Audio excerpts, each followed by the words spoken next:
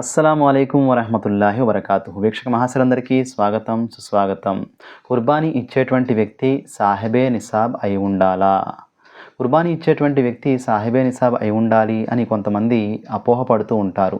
సాహిబే నిసాబ్ అంటే ఏమిటంటే 85 grams of gold, 595 grams of silver లేదా దానికి సంబంధించినటువంటి ధనం మన దగ్గర ఒక సంవత్సర కాలం పాటు నిల్వ ఉన్నట్లయితే దాని నుండి 2.5% తీసి పేద సాధులకు దాన ధర్మాలుగా ఆ ధనాన్ని అందించేటువంటి ప్రయత్నం చేయాలి. ఈ ప్రయత్నం చేసేటువంటి వ్యక్తినే సాహిబే నిసాబ్ అని అంటారు. కుర్బానీ ఇవ్వాలన్నప్పుడు కూడా అతడు సాహిబే నిసాబ్ అయి ఉండాలి అని చాలామందిలో ఈ అపోహ ఎక్కువగా ఉంటుంది. అంటే అతడే ధనవంతుడని పరిగణించబడతాడు కాబట్టి అతడే కుర్బానీ ఇవ్వాలి అనేటువంటి అపోహ కారణంగా వచ్చినటువంటి ఆలోచన ఇది. కాబట్టి దీని విషయంలో మనం షరియత్ వెలుగులో చూసినట్లయితే ఇది ఎంత మాత్రము సమంజసమైనటువంటి విషయం కాదు. ఎందుకంటే జకాత్ ఆరాధన వేరు, కుర్బానీ ఆరాధన వేరు. జకాత్ ధనపరంగా పేద సాధలను ఆదుకోవడానికి అల్లాహ్ సుబ్హానహు వ తఆలా ఏర్పాటు చేసినటువంటి ఆ నియమం. అలాగే కుర్బానీ ఆహారపరంగా పేద సాధలను ఆదుకోవడానికి ఏర్పాటు చేసినటువంటి నియమం. ఈ రెండు వేరువేరు ఆరాధనలు.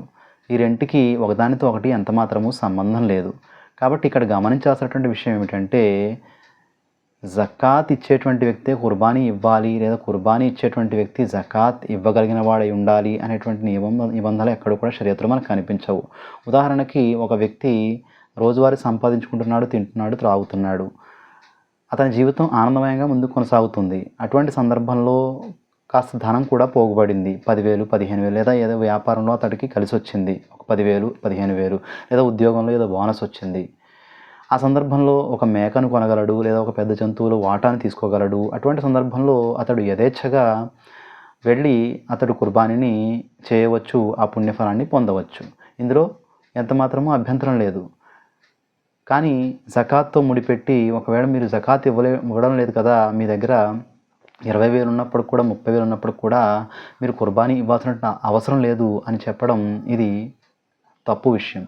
కాబట్టి కుర్బానీ అనేటువంటిది ఒక 3-4 వేలు మనం ఖర్చు పెట్టి వాటాపరంగా కుర్బానీ ఇవ్వవచ్చు, లేదా 15-20 వేలు ఖర్చు పెట్టి మేక పరంగాను కూడా మీరు కుర్బానీ చెల్లించవచ్చు. అది మీ నియత్ సంకల్పం మరియు మీ యొక్క స్తోమతను బట్టి ఉంటుంది. కాబట్టి జకాత్కి కుర్బానీకి ఎంత మాత్రము సంబంధం లేదు.